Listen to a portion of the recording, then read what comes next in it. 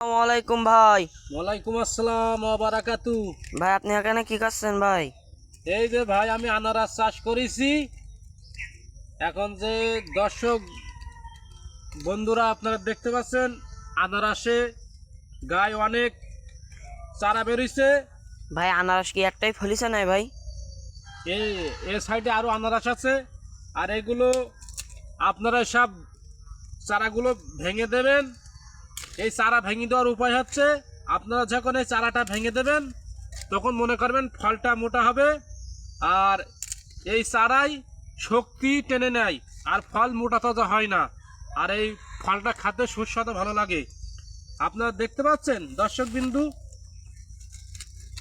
এই গাছে কতরি চারা হয়েছে। এই চারা যদি থাকে তাহলে আমার এই আনারসটা মোটা হবে না, আর মার্কেটে মোটা হলেই ভালো দাম পাওয়া যাবে।